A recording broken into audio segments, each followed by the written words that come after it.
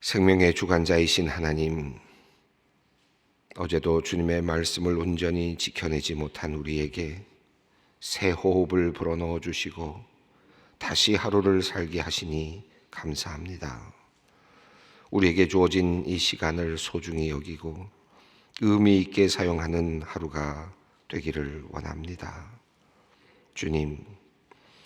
주님의 은혜와 사랑을 받기에는 우리가 너무나도 부끄러운 삶을 살고 있습니다. 그러나 오직 십자가의 보혈에 의지하여 주님 앞으로 나옵니다. 우리를 위해 목숨도 아끼지 아니하시는 주님의 그 크신 사랑을 기억하며 주님과 보다 더 가까워지기를 날마다 더욱 소망합니다. 우리 안에 있는 죄악을 주님 부끄러워하게 하시고 주님 앞에 빠짐없이 회개하게 하시며 믿음의 선한 싸움을 싸우며 주님과 함께 주님의 거룩하심을 따르는 인생이 되게 하여 주시옵소서. 하나님이 아닌 다른 것들을 의지하고 쫓는 우리의 어리석음을 이 시간 깨우쳐 주시기를 기도합니다.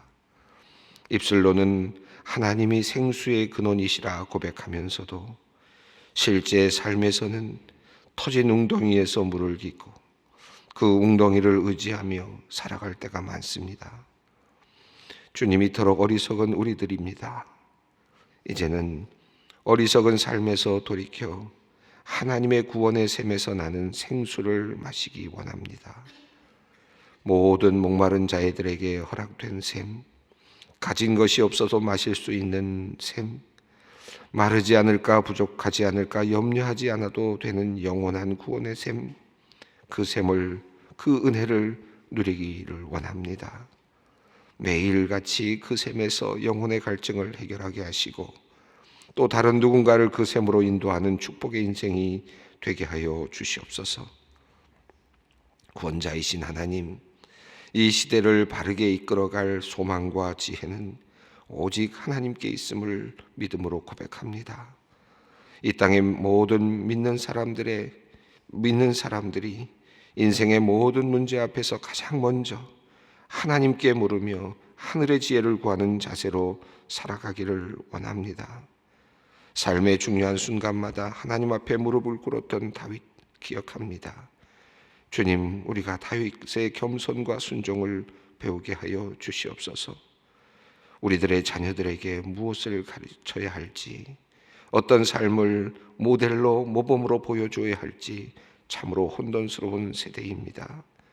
하나님, 이 세대를 따르지 않고 이 세류의 흐름에 따르지 않고 또 이 세상이 주고 있는 모든 부족한 이념의 모든 것을 걸지 않으며 그리고 동성애의 문제 등 많은 여러 가지 어려운 문제들이 있습니다. 하나님, 우리 믿는 자들이 또 믿는 자들의 자녀들이 주님의 온전한 뜻을 바로 알게 하여 주시고 주님의 뜻만을 따라갈 수 있게 되기를 간절히 간구합니다. 특별히 이 나라, 이 세상의 교육 정책을 수립하고 집행하는 이들에게 하나님 함께하여 주시어서 이들이 하나님께 묻는 자들이 되기를 간절히 간구합니다. 이 세상의 세류를 가르치는 것이 아니라 이 세상의 흐름을 가르치는 것이 아니라 욕망과 욕정과 그리고 탐욕이 드러나고 있는 그러한 사상을 자녀들에게 가르치는 것이 아니라 진정한 하나님의 뜻을 온전히 가르칠 수 있는 교육의 정책을 세워갈 수 있도록 하나님을 아는 자들로 주님 세워주시기를 간절히 간구합니다. 주님, 그리하여 우리 아이들이 진정 겸손하게 하나님의 뜻을 따라가며 주님의 뜻을 이루어가는 이 세상에서 살아가기를 간절히 간구합니다. 겸손하게 하나님께 지혜를 구하게 하시고 우리 아이들에게 진정 좋은 것이 무엇인지 깊이 고민하며 준비하는 교육 정책이 될 수 있도록 또 우리 부모들이 될 수 있도록 기성세대가 될 수 있도록 은혜를 베풀어 주시옵소서. 위로자 되시는 하나님, 소외되고 가난한 우리의 이웃들을 위하여 기도합니다. 장애인, 죽음의 땅에서 넘어온 북한 이주민, 낯선 문화 안에서 정착한 다문화 가정들, 부모 없이 자라는 아이들, 노동력을 상실하여 생계가 어려운 독거노인들, 참으로 도움과 배려가 필요한 사람들이 여기저기 많이 있습니다. 주님, 그들의 출신과 삶의 환경 때문에 차별받고 멸시당하지 않기를 주님 원합니다. 언제나 약한 이들과 함께 하셨고 그들의 보호자가 되어주신 주님이 그들의 외로움과 서러움을 위로하여 주시고 그들의 편에 서 주실 것을 믿습니다. 주님의 자녀인 우리들도 그들의 친구가 되게 하시고 그들의 삶에 드리워진 그늘을 덜어줄 수 있도록 은혜를 베풀어 주시옵소서. 혹 우리 안에 그들을 향한 편견이 있다면 거두어 주시옵소서. 그들보다 스스로를 높이는 교만이 있다면 주님께 용서받기를 기도합니다.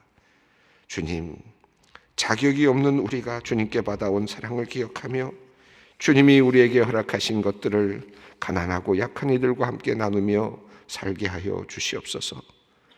일시적인 도움과 돌봄으로 그치지 않고 장기적이고 지속적인 돌봄이 이루어질 수 있기를 소망합니다. 정책도 세우게 하시고 방향도 잡게 하여 주셔서 아버지 하나님, 가난한 이들에게 희망을 줄 수 있는, 어려운 사람들에게 희망을 줄 수 있는 그러한 은혜가 우리 교회를 통하여, 우리 믿는 자들을 통하여 풍성하게 전달될 수 있도록 은혜를 베풀어 주시옵소서. 사랑의 하나님, 구정 연휴가 시작되었습니다. 먼 길을 오고 가는 성도님들의 안전과 건강을 지켜주시옵소서. 부모님과의 만남, 타지에서 학업 중이거나 군복무 중에 있는 자녀와의 만남, 그리고 한 가정을 이루어 출가한 자녀들과의 만남, 바쁜 일상으로 자주 왕래하지 못했던 형제 자매와의 만남 등 여러 만남들 가운데 하나님께서 함께하여 주시고 복을 더하여 주시기를 기도합니다. 서로를 향한 따뜻한 마음을 품게 하여 주시고 격려와 축복의 언어로 서로의 삶을 응원케 하여 주시옵소서. 혹 가족 친지들과 갈등과 불화를 겪고 있는 이들이 있다면 이 명절이 서로 용납하고 다시 사랑을 확인하는 화평을 이루는 시간이 될 수 있도록 인도해 주시옵소서. 특별히 종교적 갈등을 겪고 있는 이들이 있습니다. 그들의 간구를 기억하여 주시옵소서. 가족들을 만나러 가는 마음이 무겁습니다. 주님, 그 걸음을 축복하여 주시고 그 마음에 하늘의 평안을 심어 주시옵소서. 지혜롭게 복음을 전할 수 있도록 주님께서 인도하여 주시고 담대한 결단과 의지 속에서 하나님의 능력을 또한 더하여 주시옵소서. 이제 말씀 앞으로 나아갑니다. 주님, 성령님을 의지하오니 말씀하여 주시고 우리의 갈 바를 알려주시옵소서. 오늘도 주님을 따라가기 원합니다. 우리 주 예수 그리스도의 이름으로 기도 올리옵나이다. 아멘. 오늘 주시는 말씀입니다. 창세기 6장 1절로 8절입니다.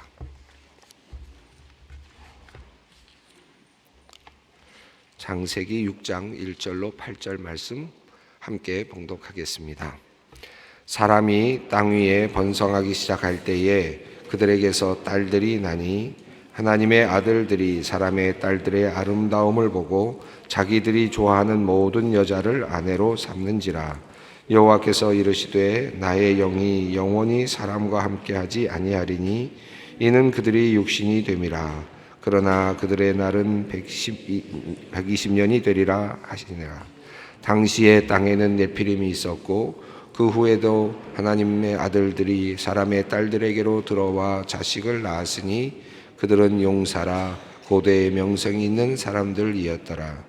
여호와께서 사람의 죄악이 세상에 가득함과 그의 마음으로 생각하는 모든 계획이 항상 악할 뿐임을 보시고 땅 위에 사람 지으셨음을 한탄하사 마음에 근심하시고 이르시되 내가 창조한 사람을 내가 지면에서 쓸어버리되 사람으로부터 가축과 기는 것과 공중의 새까지 그리하리니 이는 내가 그것들을 지었음을 한탄한 민이라 하시니라.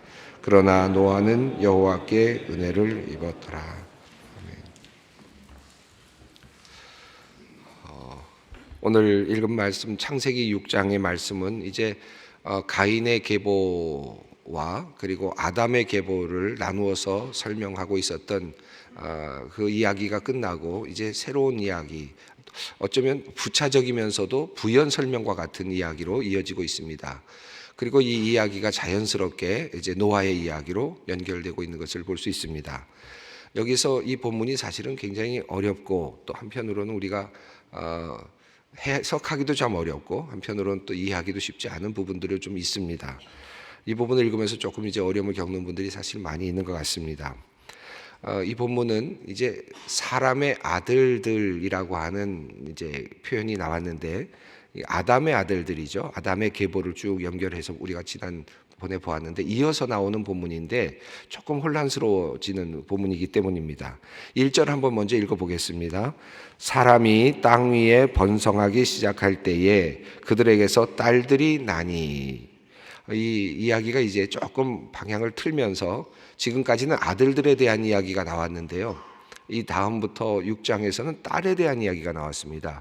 사실은 앞부분에 여성들의 이름이 조금 나오긴 했습니다. 한두 명, 몇 명 이렇게 나오긴 했지만 한두 명 이렇게 소개는 됐지만 딸들에 대한 이야기는 거의 나오지 않았습니다. 그래서 제가 말씀드리면서 아마도 이 계보 안에는 딸들이 생략됐을 가능성이 높다라는 얘기를 했는데 6장에서 이제 딸들에 대한 이야기가 나오는데 이름들은 나오지 않고 주로 딸들이라고 해서 이제 그냥 큰 흐름으로 이렇게 표현을 하고 있습니다. 근데 이것을 설명하면서 번성하기 시작할 때 이렇게 표현을 하고 있습니다. 이제 인간들이 이 땅에 충만하게 번성하기 시작하는 그 단계를 설명하고 있는데 한번 상상을 해봅니다. 사람이 물론 한 사람으로 시작이 됐고 두 아담과 하와로 시작이 됐다고 생각을 할 때 그 사람들이 아담이 930세를 살았죠. 그리고 100세부터 이제 보통 뭐 아이를 낳거나 이렇게 이제 보통 성경이 설명을 하고 있는데 아담의 계보를 통해서 보면 100세의 아이를 낳고 그 다음부터 아이를 낳지 않았을까? 만약에 계속해서 아이를 낳았다 그러면 어떻게 됐을까? 그리고 여기서는 지금 여성에 대한 이름이 없는데 여성들이 계속해서 아이를 낳고 또 계속해서 번성을 했다면 어떻게 됐을까? 900년을 살고 또 그 다음에 또 900년을 살고 이런 사람들의 생각을 해본다면 급속도로 번성을 했겠구나 하는 생각을 해볼 수 있겠죠. 근데 여기서 어쨌든 그것만 보더라도 그런데 지금 여기서 말하는 것은 사람의 전체적인 큰 틀 안에서 지금 번성에 대한 이야기를 하고 있습니다.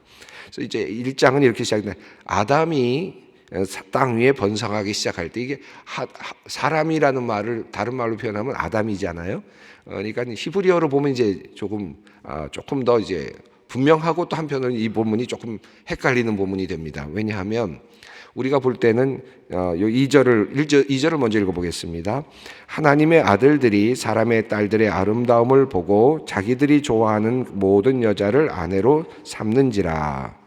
이 부분은 당연히 뭐 이럴 수 있을 것 같은데 여기 하나 어려운 문제는 하나님의 아들들이 사람의 딸들에게 이런 표현이 나옵니다.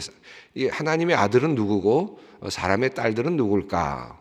우리가 언뜻 드는 생각은 앞에 나왔던 흐름을 쭉 이해한다면 가인의 계보와 그리고 아담의 계보, 셋의 계보가 나왔지 않습니까? 그러니까 아마도 그런 의미에서 비교로 본다면 하나님의 아들들을 아담의 계보로 보고 그리고 사람의 딸들을 가인의 계보로 볼 수 있지 않을까? 언뜻 드는 생각은 그렇죠. 그리고 많은 학자들이 또 성경을 풀어가는 분들이 그런 방식으로 해석을 많이 합니다. 저도 사실은 그것이 어느 정도 타당성이 높다고 봅니다. 그렇게 이해하는 것이 좋은데 또 우리 김진철 목사님께서도 그렇게 해석하셨고 또 많은 목사님들이 그렇게 해석하셨어요. 저도 또 그렇게 보통 그렇게 해석을 합니다. 근데 제가 왜 이것이 문제가 되는가? 당연히 그러면 그렇게 이해될 것 같은데 왜 문제가 된다고 말씀을 드리냐 하면 히브리어를 읽게 되면 이게 어떻게 되느냐 하면 사람이 땅 위에 번성할 때 이게 아담이 땅 위에 번성할 때라는 표현이 되잖아요. 그런데 2절에서 하나님의 아들들, 사람의 딸들 할 때 사람의 딸들이 어떻게 되냐면 아담의 딸들이라는 표현이 되죠. 그렇겠죠? 이게 아담의 딸들이라는 말이 또 나오니까 히브리어로 보다 보면 아담의 계보는 분명히 있었는데 아담의 딸들이라. 그럼 하나님의 아들은 도대체 누구냐? 이런 이제 고문이 나왔던 거예요. 그래서 이 70인역을 보면 70인역 헬라어 성경을 보면 이것을 어떻게 주로 해석을 했느냐 하면 앙겔로이투 데우라고 해서 사실은 천사들로 번역을 했습니다. 그래서 아마도 천사가 아니겠는가 이제 이렇게 번역을 했죠. 그래서 고대 그 역본들이 상당히 많은 그 역본들이 이것을 천사들로 해석을 해서 하나님의 아들들을 천사들로, 그리고 그 다음에 사람의 딸들, 아담의 딸들로 이제 이렇게 해석을 해서 거기서부터 이렇게 해석을 해왔던 흐름이 고대로부터 있었습니다. 그러다 보니까 이 본문이 조금 이제 혼란스러워지는 본문이 된 것이죠. 그러나 천사들일까 하는 문제도 또 여전히 문제는 있습니다. 천사들이 그러면 아이를 낳았단 말이냐, 이런 문제. 또 천상은 하늘의 존재들인데 어떻게 또 이 땅에 내려왔다는 말이냐.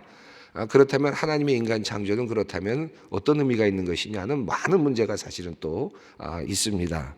어쨌든 왜 이런 이야기가 나왔는가 하는 것에 대한 제가 설명을 드리는 것이니까 너무 여기에 뭐 이렇게 너무 깊이 생각하실 필요는 없습니다. 두 번째로는 또 다른 해석들이 있는데, 하나님의 아들이란 말은 신의 아들들이라는 뜻이거든요. 그래서 이것을 이 성경이 쓰여지고 있던 당시로 해석을 해서 그 당시의 사람들이 이것을 어떻게 이해하는가. 그 당시에 이 성경은 여러분 아시는 것처럼 모세오경은 언제 쓰여졌습니까? 출애굽 이후에 하나님께서 주신 말씀이잖아요.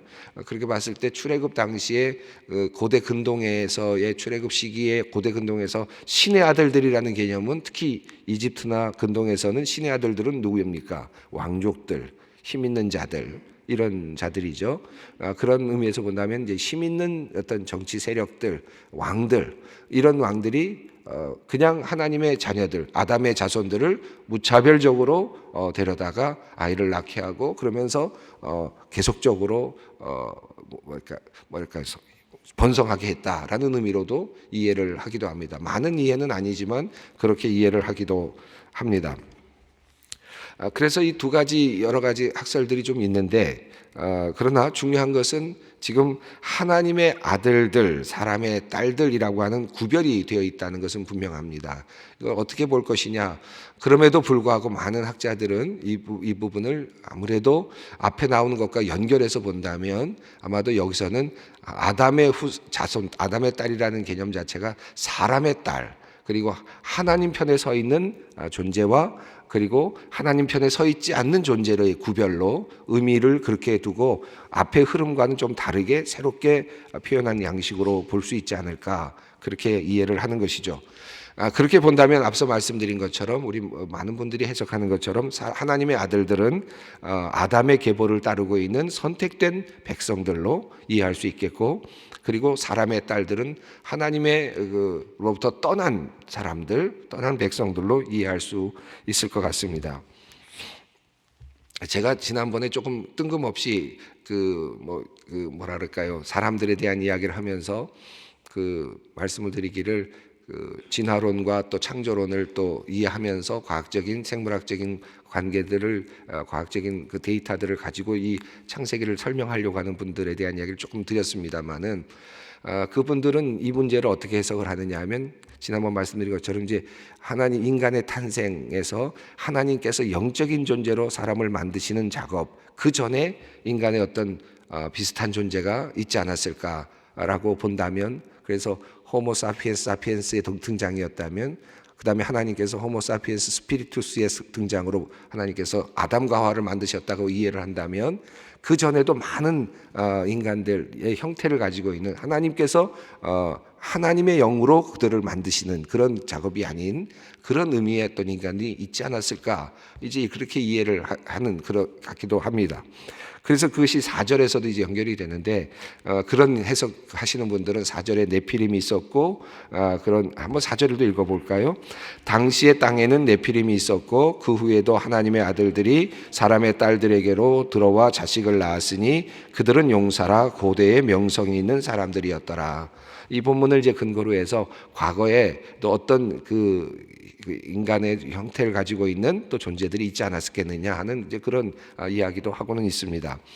우리가 다 풀 수는 없겠죠. 이 모든 문제를 우리가 다 이제 이 시간에 모든 걸 다 알 수는 없겠습니다만은, 그가 누구였느냐, 또 그보다 그 전에 어떤 존재가 더 있었느냐 없었느냐, 또 몇 명이 살고 있었느냐, 정말 아담과 하와만 있었느냐, 뭐 여러 가지 우리가 고민할 만한 과학적으로는 할 것들이 참 많겠습니다만은 우리가 성경 안에서 우리가 좀 더 깊이 들어갈 필요가 있겠다고 생각합니다. 성경은 우리들에게 이야기하고 있는 바가 그런 정보를 주고자 하는 것이 아니라, 그리고 그것을 증명하고자 하는 것도 아닙니다.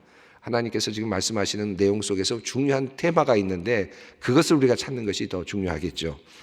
1절에서 이제 번성하기 시작했다라고 했는데, 하나님께서 원래는 번성하기를 원하셨죠. 그렇지 않습니까? 하나님께서 생육하고 번성하라 했으니까 사람들이 가득 찬 것 당연히 맞는 거 아니겠습니까? 근데 하나님의 의도는 번성이었지만 하나님을 따르는 자들의 번성이었죠. 하나님의 아들과 딸들의 번성이었죠. 하나님의 창조된 그 존재로서 하나님의 사랑하는 그 존재들이 번성하기를 원하셨는데, 지금 이 번성은 번성인데 하나님의 아들과 사람의 딸들이라고 하는, 다시 말하면 이물질이 들어왔다. 다른 어떤 존재가 들어와서 하나님께서 원래 창조하셨던 인간의 모습이 일그러져 버렸다. 망가져 버렸다. 이 사실을 이야기하고 있는 거거든요. 그러니까 앞서 말씀드렸던 모든 문제들, 복잡한 문제들은 다 접어두더라도 한 가지 중요한 것은, 하나님께서 이 세상에 인간을 만드실 때 하나님의 백성으로서 만드셨던 인간의 형상이 다른 이물질, 다른 어떤 존재의 형상이 들어와서 결국은 그것의 교합을 통해서 완전히 망가져 버렸다. 근데 그것이 훨씬 더 많이 번성하게 되었다. 마치 엉겅퀴가 난 것과 같은 것이죠. 하나님께서 좋은 나무를 심었는데 그 좋은 나무가 번성하기를 원했고 좋은 나무들이 씨를 맺기를 원했는데, 그것이 아니라 다른 것들과 잡종이 만들어지면서 그것이 번성하기 시작해버려서 온 땅을 덮어버렸다. 그 의미죠. 그 의미로 우리가 이해를 하시면 좋겠습니다. 자, 2절을 보면 다시 한번 2절을 읽어보겠습니다.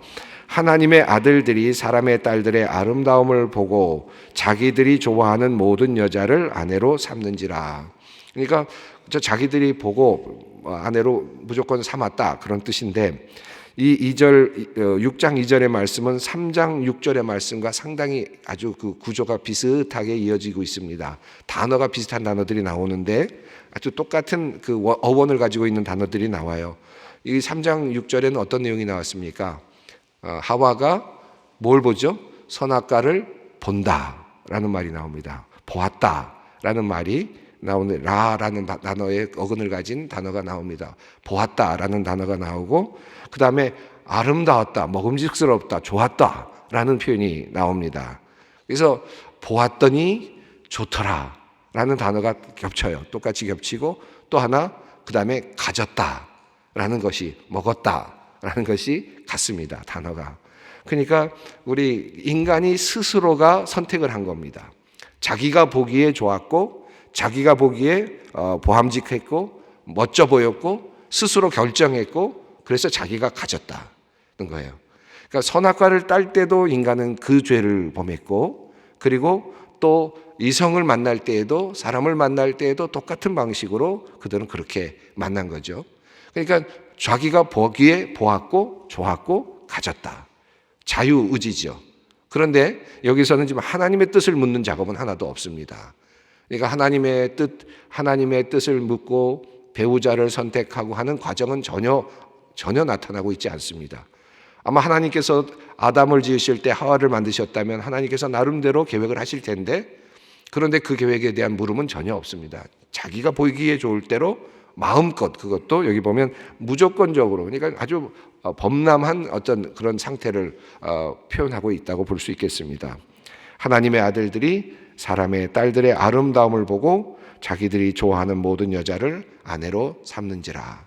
이 표현을 우리가 영적으로 생각한다면 단순하게 성적인 문제로 우리가 또 깊이 생각해 볼 수 있겠고, 이 세상에 편만하고 있는 성적인 문제들, 이런 문제들이 사실은 2절의 말씀과 그대로 연결되고 있지 않는가 하는 생각이 들고요. 또 오늘날로 말하면 아이들을 낳고 이런 요즘에 뭐 여러 가지 과학적인 방법을 통해서 여러 가지를 하지 않을 수 있다 하더라도, 그러나 그 모든 행위 자체가 이미 창세기 6장 2절의 말씀과 같은 내용이 아니겠는가. 그런 생각을 해보게 됩니다. 그리고 더 나아가서 성적인 어떤 문제뿐만 아니라 우리들에 있는 탐욕들로도 이해를 해서 또 해석할 수도 있을 것 같아요. 우리 재물의 탐욕이라든가 갖고 싶은 것. 우리의 죄는 항상 뭡니까? 내가 보고 그리고 좋아 보이고 그리고 갖고 싶고 그러면 갖고. 여기서부터 이제 우리의 죄가 출발하지 않습니까? 근데 이거 하나님과 함께 그 뜻을 묻지 않고 해나가는 작업들이 2절에서 소개되고 있습니다. 자, 그러자 하나님께서는 3절 말씀 읽어봅니다. 여호와께서 이르시되 나의 영이 영원히 사람과 함께하지 아니하리니 이는 그들이 육신이 됨이라. 그러나 그들의 날은 120년이 되리라 하시니라. 여호와께서 이제 그와 같은 모습을 보시고 이제 한마디로 말하면 하나님의 영이 살아있는 하나님의 사람들로 아담과 하와를 지으셨는데 이제 하나님이 거하실 곳이 없는 거죠. 그죠? 왜냐하면 잡종이 되어 가니까 사람의 아들, 사람의 딸들을 통해서 하나님의 아들들이 이 종자가 바뀌어가고 있는 거니까 엄밀히 말하면 하나님께서 거하실 곳이 없는 겁니다. 그래서 이 표현을 또 어떤 분은 이렇게 다시 번역을 했는데 나의 영이 사람 안에서 영원히 굴욕을 당하지 않을 것이다. 거하지 않을 것이다 라는 표현을 그렇게 해석하기도 했습니다. 자, 그런 의미에서 본다면 나의 영이 영원히 사람과 함께하지 않겠다. 이 하나님의 영이 함께하지 않는다는 말은 여기서 표현은 성령을 의미할 수도 있겠고 또 한편으로는 생명력을 의미할 수도 있을 것 같아요. 여기서는 후자가 더 맞을 것 같은데 하나님의 그 생명력이 이제 더 이상 그곳에 함께하지 않는 거죠. 왜냐하면 이제 모든 것이 섞여버렸으니 하나님이 거하실 자리가 되어버리지 않은 겁니다. 하나님을 모실 만한 그런 자리가 되지 못했습니다. 그래서 하나님이 그것을 이제 거할 수 없는 상태가 된 것이죠. 육신이 된 것입니다. 그런데 그들의 날은 120년이 되리라. 이 말은 하나님의 영이 생명력이 떠나면서 인간의 수명이 줄어드는 것을 의미하기도 하고 굉장히 그것도 타당성이 있다고 봅니다. 또 하나는 이제 앞으로 120년 후에 노아의 홍수가 있을 것이다라고 하는 예언의 말씀으로도 이해할 수 있습니다. 이 두 가지가 다 두 가지의 해석이 다 가능한데 아마도 이 120년이 되리라는 말씀이 인간의 수명이 급격하게 줄어든 것이 아니라고 주장하는 분들은 왜 그러느냐 하면 노아 이후에도 많은 시간 동안 오래 살았기 때문에 120년이라는 표현은 아마도 노아의 홍수까지의 시간일 것이다 라고 해석하기도 합니다. 그러나 그보다 더 중요한 것은 인간의 이제 수명이 이제 얼마 남지 않았다. 것은 분명하죠. 하나님께서 생명이 떠나시자 하나님의 영이 거하실 곳이 되지 못하자 생명력은 급격히 줄어들었고 결국은 심판을 이제 남겨놓고 있다. 이것은 분명하죠. 3절은 이제 우리에게 그런 말씀을 해주고 있습니다. 오늘 이 말씀 여기까지 보겠습니다. 우리 깊이 이 말씀을 생각하면서 2절 말씀을 한번 깊이 생각하면서 오늘 묵상하고 또 기도의 자리로 나아갔으면 좋겠습니다. 보았다. 그리고 좋았다. 그리고 가졌다. 내가 보고 있는 것은 무엇인가? 그리고 내가 좋게 보고 있는 것은 무엇인가? 내가 갖고 싶어하는 것은 무엇인가? 그러나 그것은 하나님이 원하시는 것인가? 하나님의 뜻에 맞는 것인가? 다시 한번 깊이 생각하며 기도의 자리로 나가기를 원합니다. 하늘에 계신 우리 아버지 이름을 거룩하게 하시며 아버지의 나라가 오게 하시며 아버지의 뜻이 하늘에서와 같이 땅에서도 이루어지게 하소서. 오늘 우리에게 일용할 양식을 주시고 우리가 우리에게 잘못한 사람을 용서하여 준 것 같이 우리의 죄를 용서하여 주시고 우리를 시험에 빠지지 않게 하시고 악에서 구하소서. 나라와 권능과 영광이 영원히 아버지의 것입니다.